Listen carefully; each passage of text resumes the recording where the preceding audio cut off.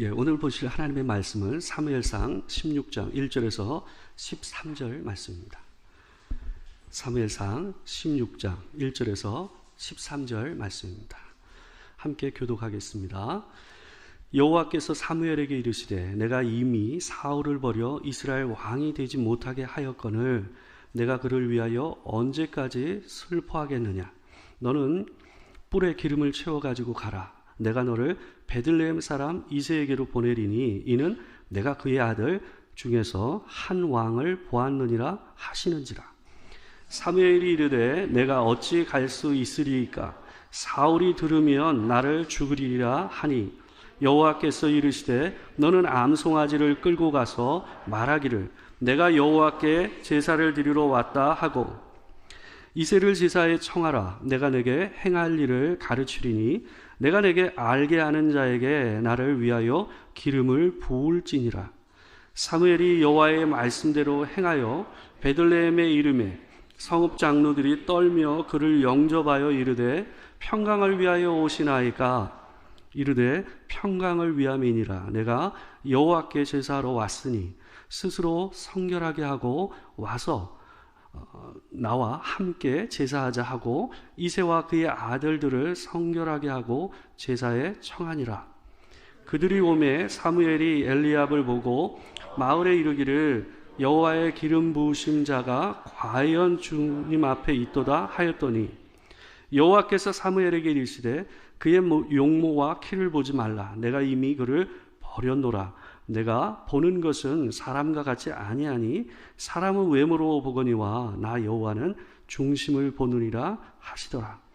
이새가 아미다답을 불러 사무엘 앞을 지나가게 하매 이도 여호와께서 택하지 아니하셨느니라 하니 이새가 산마로 지나게 하매 사무엘이 이르되 이도 여호와께서 택하지 아니하셨느니라 하니라.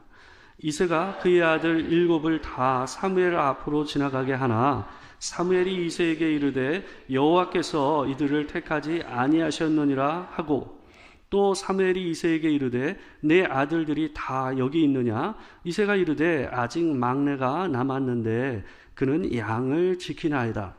사무엘이 이새에게 이르되 사람을 보내어 그를 데려오라. 그가 여기 오기까지는 우리가 식사 자리에 앉지 아니하겠노라.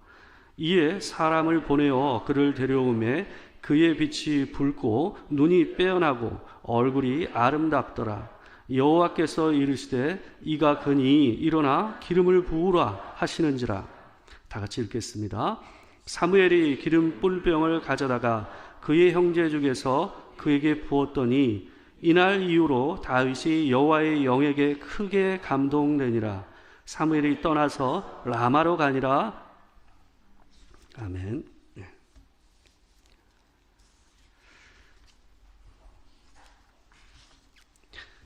오늘은 사무엘상 16장 1절에서 13절 말씀을 가지고 막내 다윗이라는 제목으로 하나님의 말씀을 전하도록 하겠습니다. 만화 좋아하세요? 저는 만화 좋아했거든요.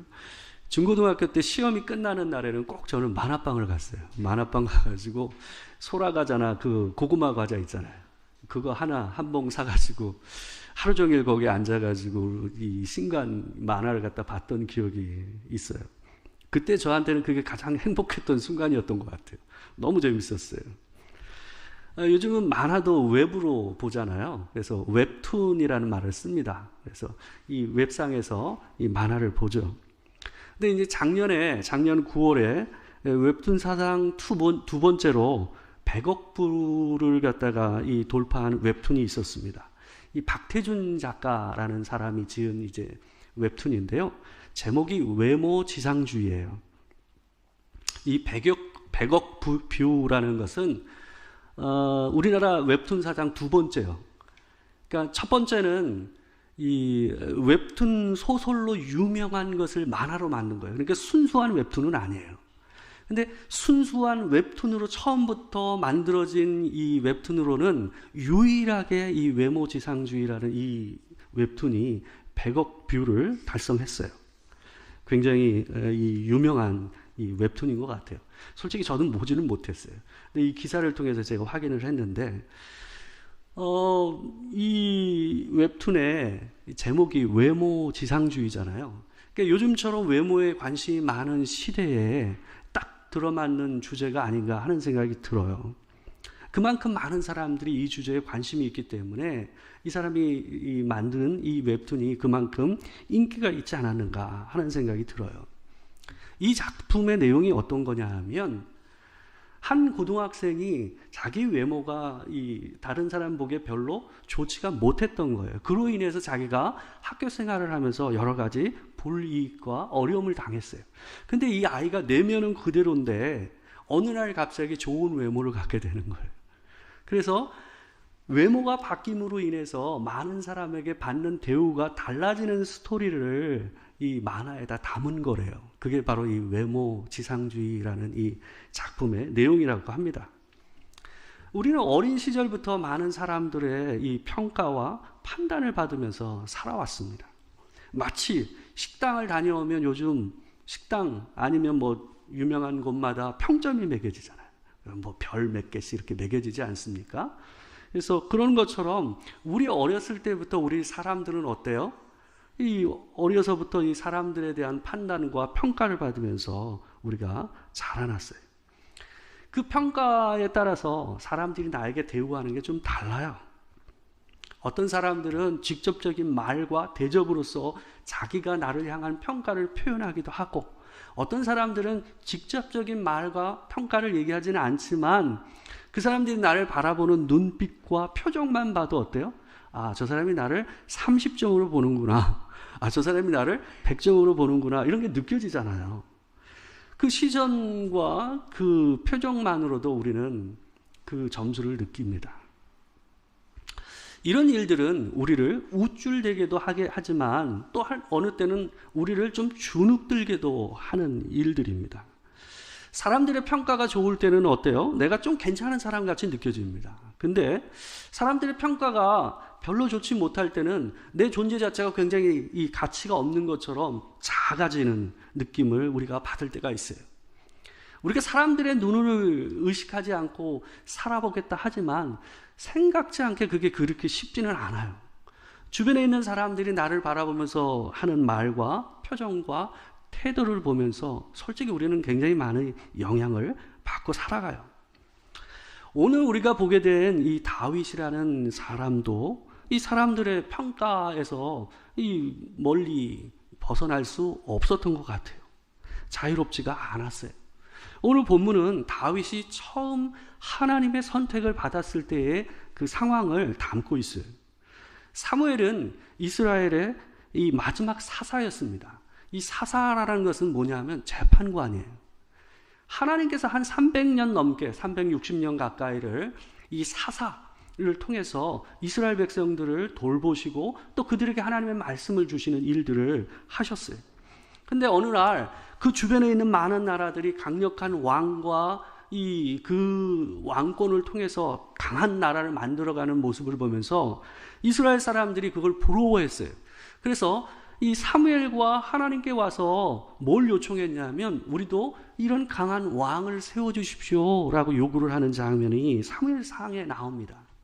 그로 인해서 이스라엘 나라의 첫 왕으로 세워졌던 사람이 바로 사울입니다. 사울의 시작은 괜찮았어요. 겸손하고 또 날이 갈수록 왕다워지는 것 같이 보였고 또 듬직했습니다. 훌륭했어요. 그러나 그는 점차 하나님을 떠났고 자기 마음대로 이 이스라엘을 다스리려고 했어요. 결국 하나님께서 사무엘상 15장 26절, 우리가 오늘 읽은 본문 그 앞에 나오는 내용인데요. 그 앞에 보게 되면 26절에서 사무엘을 통해서 이 사울에게 하나님께서 이제 너를 더 이상 이스라엘의 왕으로 여기지 않겠다라고 얘기하시. 하나님께서 너를 버렸다라고 얘기를 하게 만드세요. 근데 그 이유를 보게 되면 하나님께서 이 사울 왕을 버린 이유를 뭐라고 얘기합니까? 내가 먼저 하나님을 버렸기 때문에 하나님께서 너를 버렸다라고 이 사무엘이 사울에게 얘기를 합니다. 이 일은 사무엘에게도 또한 이스라엘 백성들에게도 큰 실망과 좌절과 슬픔을 안겨주는 일이었습니다. 여전히 사울이 왕자에 있었지만 더 이상 이 왕이 하나님께서 인정하시는 왕이 아니다라는 것을 알게 됐기 때문에 그들은 큰 실망을 할 수밖에 없었어요. 그래서 1절 말씀을 보게 되면 이 대선지자였던 이 사무엘이 이 노인 선지자가 이 일로 인해서 크게 슬퍼하는 모습을 이 본문에서 볼 수가 있습니다. 우리 1절이 있는데 제가 한번 읽어보겠습니다. 여호와께서 사무엘에게 이르시되 내가 이미 사울을 버려 이스라엘 왕이 되지 못하게 하였거늘 내가 그를 위하여 언제까지 슬퍼하겠느냐. 너는 뿔에 기름을 채워 가지고 가라. 내가 너를 베들레헴 사람 이새에게로 보내리니 이는 내가 그의 아들 중에서 한 왕을 보았느니라 하시는지라. 사무엘이 하나님께서 그를 버렸다라는 말을 스스로 하나님 앞에서 대언을 했음에도 불구하고 자기가 한 말로 인해서 자기가 어때요? 슬퍼하고 실망하는 마음으로 꽤 긴 시간을 보냈던 것 같아요. 하나님께서 소망을 잃은 듯이 슬퍼하고 있는 이 사무엘을 향해서 네가 언제까지 그를 위해서 슬퍼하겠느냐 하면서 이새에게서 한 왕을 내가 보았다. 이새의 아들들 가운데서 한 왕을 보았다 하면서 베들레헴에 가서 기름을 채워서 베들레헴에 가서 기름을 부으라. 그 말은 뭡니까? 왕을 세우라 라는 말을 하세요. 이 혼란기에 사무엘 선지자가 방문을 하는 겁니다. 베들레헴에 있었던 이 장로들이 사무엘 선지자의 방문을 보면서 어때요? 놀랍니다. 왜 그랬을까요? 이미 왕이 있긴 했지만 하나님께서 그를 버렸다고 얘기하는 말을 이미 들었잖아요. 그렇기 때문에 사무엘 선지자가 이 땅에 갑자기 방문하는 것은 분명히 하나님께서 새로운 리더십을 세우시려고 하는구나 하는 것을 눈치껏 이 장로들은 알고 있었던 거예요. 그래서 그에게 대뜸 4절에서 이렇게 묻는 거예요. 평강을 위하여 오시나이까? 그렇게 물을 수밖에 없었죠. 이 상황 가운데서 사무엘이 성읍의 장로들과 더불어서 이새와 그의 아들들을 제사의 자리로 초청을 해요. 사무엘이 그들을 향해서 내가 왜 왔는지를 설명하는 내용은 없지만 이 정황상 자연스럽게 어땠을까요? 사무엘이 왜 이 자리에 왔는지를 이 성읍의 장로들도 이새와 또한 그의 아들들도 자연스럽게 이 상황이 하나님께서 새로운 왕을 세우시는 자리라는 것을 눈치껏 알게 됐던 겁니다. 제사를 드리겠다고 하면서 이상하게 이새와 그의 아들들만 사무엘이 초청을 합니다. 이새와 그의 아들들은 제사를 드리기 위해서 자신들을 성결하게 하고 사무엘 앞에 나왔어요. 그런데 그때 그 아들들을 보자마자 사무엘이 자기 내면으로 마음으로 확신을 하면서 이렇게 얘기를 해요. 이새가 그의 아들들을 소개하지도 않았어요. 첫째, 둘째, 셋째 이런 얘기를 하지도 않았음에도 불구하고 들어오는 이새와 그 아들들을 보면서 사무엘이 이렇게 확신을 해요. 6절 말씀입니다. 제가 한번 읽어드릴게요. 그들이 오매 사무엘이 엘리압을 보고 마음에 이르기를 여호와의 기름 부으실 자가 과연 주님 앞에 있도다 하였더니, 이 말씀이 있는 데를 쉬운 성경으로 읽어보면 조금 더 분명합니다. 제가 이 사무엘이 자기 마음 안에서 얘기한 부분만 읽어드리겠습니다. 사무엘은 생각하였습니다. 틀림없이 여호와께서는 여기 서 있는 이 사람을 뽑으셨을 것이다. 이 틀림없이라는 표현이 보여주듯 사무엘은 단박에 어땠어요? 확신을 했어요. 얘다 라고 생각을 한 거예요. 하나님께서 선택하신 왕, 다시 세우시겠다고 하는 왕이 이 장자 엘리압일 것이다 라고 그는 확신을 했던 겁니다. 그러나 하나님께서는 그의 판단과는 전혀 다른 얘기를 하시는 거예요.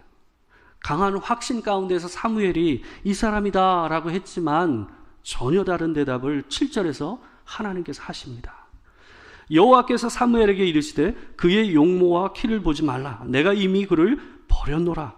내가 보는 것은 사람과 같이 아니하니 사람은 외모를 보거니와 나 여호와는 중심을 보느니라 하시더라. 하나님은 내가 이미 그를 버렸노라 라고 얘기했어요. 근데 이 표현 버렸다라는 표현 우리가 아까 봤잖아요.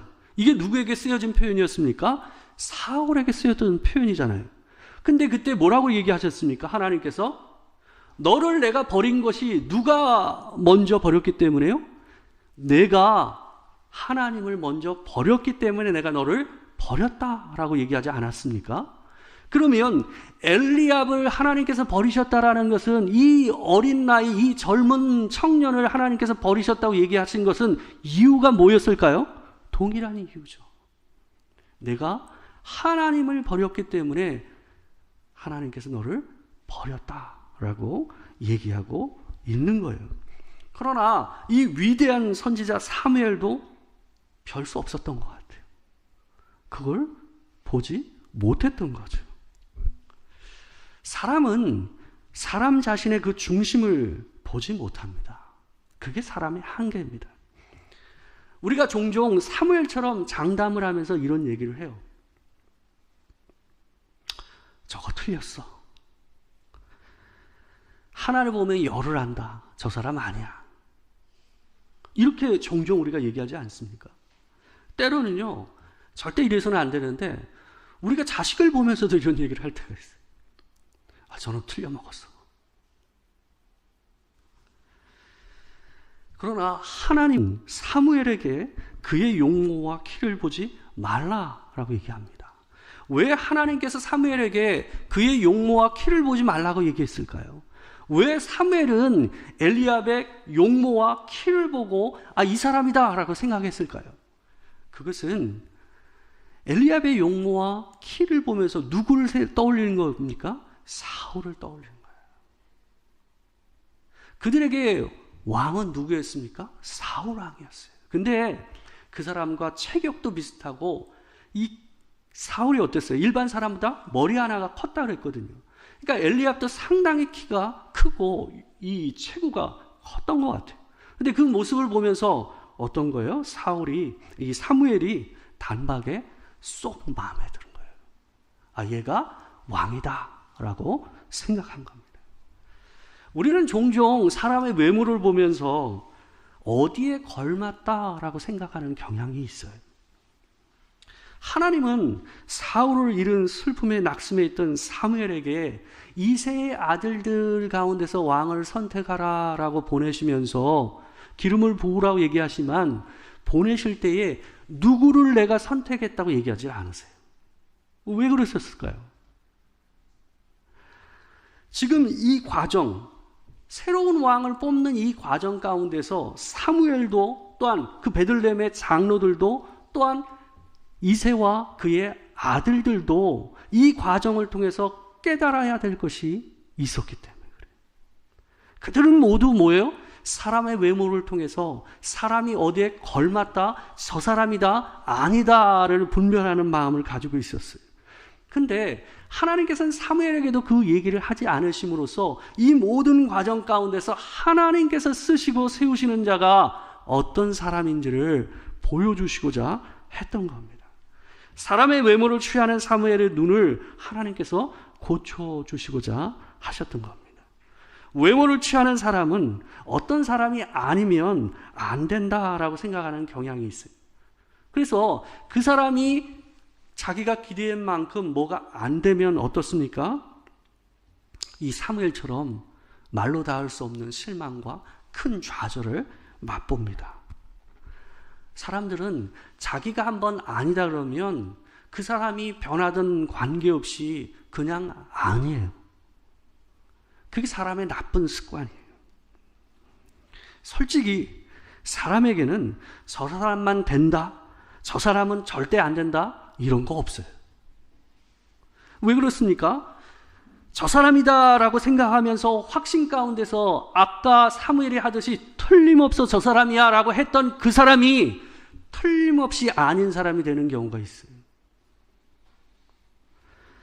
또한 어떨 때는 저 사람이야, 저 사람 아닌데 라고 생각했던 사람, 저 사람 거기에 걸맞지 않은 사람인데 했던 사람이 어떻습니까?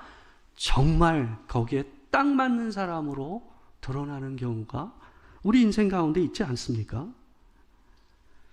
많은 사람들이 우리 자신들을 보면서 평가를 하고 판단을 하고 평점을 매깁니다. 여러분, 그 일에 흔들리지 마십시오. 누군가가 나를 바라보면서 아니야, 기다 라고 얘기하는 그 말에 흔들리고 자고할 이유가 없습니다. 이 중국 사람 가운데서 저지장이라는 사람이 있습니다. 저지장이라는 이름도 좀 특이하긴 하지만 이 사람이 책을 썼는데요. 어떤 책을 썼냐 하면 거절당하기 연습이라는 책을 썼어요. 이 사람은 작가이자 앱 개발자예요. 중국 베이징에서 10대 시절을 살다가 10대 정도의 이 고등학생 때인가 그 무렵에 미국으로 이민을 갔어요. 그래서 미국에서 공부를 잘해서 우수한 성적으로 대학을 졸업했습니다. 그래서 자기가 꿈을 꾸던 그 앱 개발자가 돼서 회사를 세웠어요. 근데 회사를 세우면 뭘 해야 됩니까? 투자자를 받아야 되잖아요. 그죠? 그래서 아주 멋진 투자 제안서를 만들었어요. 호기롭게 만들어서 이 사람 저 사람을 만납니다. 근데 정작 만나서 듣는 족족 사람들이 뭐라 그럽니까? 노라고 하는 거예요. 투자를 안 하겠다고 하는 거예요. 의기소침해진 이 사람이 이 거절과 실패의 두려움으로부터 어떻게 하면 벗어날 수 있을까 하고 고민을 했어요. 그래서 이 사람이 만든 프로젝트가 뭐였냐면 자기 스스로 만든 거예요. 100번 거절당하기 프로젝트라고 해가지고 자기가 이걸 만든 거예요. 그래가지고 스스로 이 거절을, 이 실패감을 극복하기 위해서 자기가 한 이 과정을 책으로 만든 거예요. 이 거절과 실패의 두려움을 극복하지 않고서는 자기가 이 인생을 살기가 쉽지 않겠다라고 생각해서 이 사람이 이 일을 한 겁니다. 근데 이 사람이 이 일을 하게 된 계기가 있어요. 어린 시절에 자기가 자기 삼촌한테 뭔가를 보여줬어요. 어떤 거였냐 하면 운동화에다가 이 바퀴를 다는 그림을 갖다가 보여줬어요. 그 삼촌한테 그걸 보여주면서 이런 얘기를 했다고 합니다. 삼촌, 운동화에 바퀴를 달아서 팔면 어떨까? 라고 얘기한 거예요. 근데 그 삼촌이 뭐라고 그랬냐면 단박에 그 말도 안 되는 소리를 갖다가 하니? 라고 그냥 딱 찌그러지게 만들어버린 거예요. 그래서 그 사람이 그 만들었던 그 그림, 밑그림을 그렸던 것을, 스케치북을 그냥 책상 안에다가 쑥 집어넣어버리고 그냥 사장시켜버린 거죠. 근데 그러고 나서 몇 년이 흘러서 실제로 이 바퀴 달린 신발이 세상에 나오기 시작했어요. 엄청난 인기를 끌지 않았습니까? 그래서 그 상황을 자기가 보고서 느낀 게 있었어요. 그때 그는 알았어요. 아, 사람들이 나를 보고 예스 또는 노, 틀렸다 맞았다라고 하는 말이 꼭 맞는 건 아니구나. 그것이 오히려 내 꿈을 막는 큰 걸림돌이 되기도 하는 거구나라는 것을 이 저지장이라는 이 중국인이 알게 된 거예요. 우리가 세상에서 내 주변 사람들을 통해서 듣는 예스, 노, 옳다, 그르다, 틀렸다, 맞다라는 이 모든 말들이 우리를 실망하게 만들고 때로는 우리의 팔을 갖다 늘어뜨리게 만들기도 합니다. 근데 우리는 알아야 됩니다. 내가 내 인생을 모르듯이 내게 얘기하는 그 사람 또한 내 인생을 알 수 없다라는 거예요. 오늘 본문에 나오는 다윗은 아버지와 형제들에게도 노라는 소리를 들었던 사람이에요. 다윗의 아버지 이새는 아들을 모두 데리고 오라는 이 명령에도 불구하고 그 사람은 어때요? 스스로 막내 다윗을 제외하고 나머지 7명의 아들만 데리고 이 자리에 왔어요. 그러나 그곳에는 하나님께서 선택하시는 자가 없었어요. 오늘 본문에서 이 등장하는 모든 사람이 한꺼번에 다 크게 놀라는 상황이 있습니다. 그 장면은 12절이에요. 12절에서 그 부모와 형제도 열외라고 해놓은 이 막내 다윗이 그 자리에 부름을 받아 왔을 때에 하나님께서 사무엘에게 이렇게 얘기하시는 거예요. 이가 그니 일어나 기름을 부으라. 이때 사무엘이 일어나서 자기가 가져왔던 뿔에 채워왔던 감람류 기름을 이 막내 다윗, 아무 상황에 대한 이해도 없이 갑자기 부름을 받아 온 이 다윗의 머리 위에다 이 기름을 사무엘이 붓는 거예요. 이 장면에서 당황한 다윗뿐만 아니라 그의 아버지 이새도, 그의 형 7명의 형들도, 또한 그 자리에 있었던 사무엘 자신도, 베들레헴의 장로들도 어땠을까요? 이게 뭐지? 하는 생각이 들지 않았을까요? 이새는 내 아들들이 다 여기 있느냐라는 사무엘의 이 질문에 대해서 뭐라고 대답을 했냐 하면 이렇게 얘기했어요. 아직 막내가 남았는데 그는 양을 지키나이다. 이 말의 의미는 뭐냐 하면 그는 아닙니다. 그 아이는 아닙니다. 그 아이는 양을 지키는 게 딱 맞는 아이입니다 라는 의미가 담겨져 있는 말이 이 말이에요. 아직 막내가 남았는데 그는 양을 지키나이다. 이 말의 의미가 그거입니다.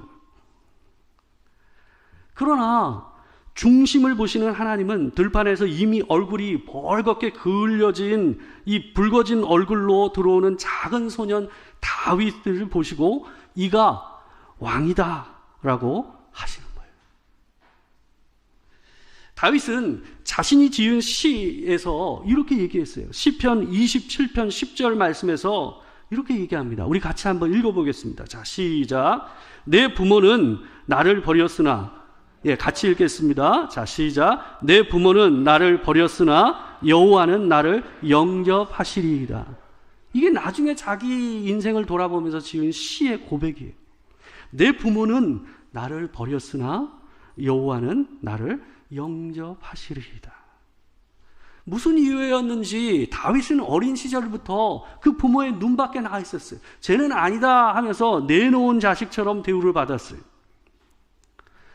근데 그의 인생은 다른 사람들이 아니야 라고 얘기하는 그것이 아닌 것을 증명하는 하나님의 선택이 맞다라는 것을 보여주는 인생이었어요.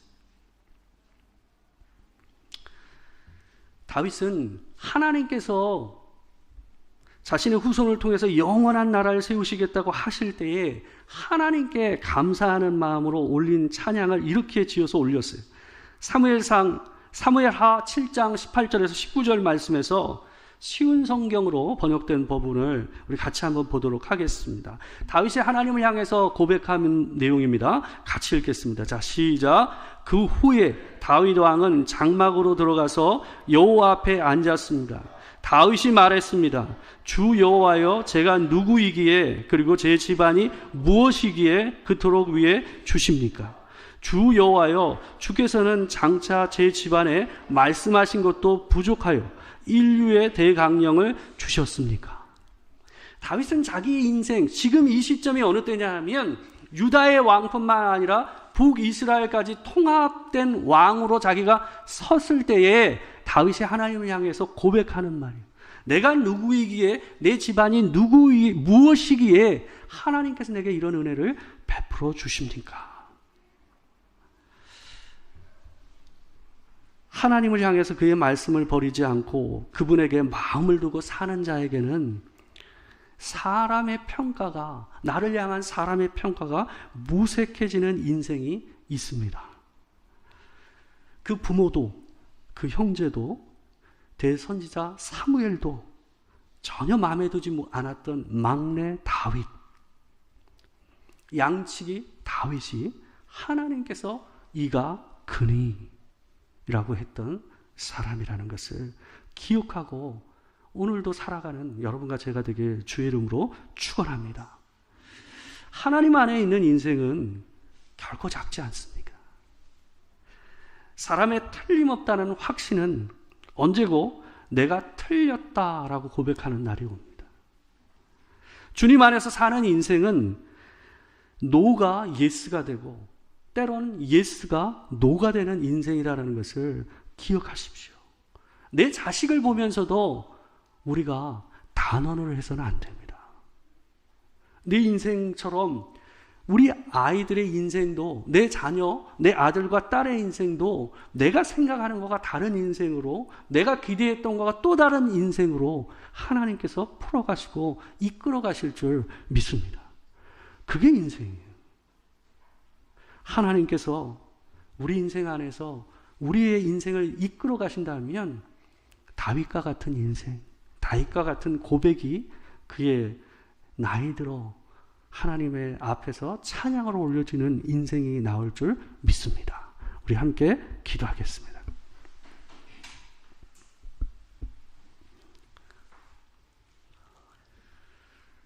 우리가 함께 기도했으면 좋겠습니다. 하나님,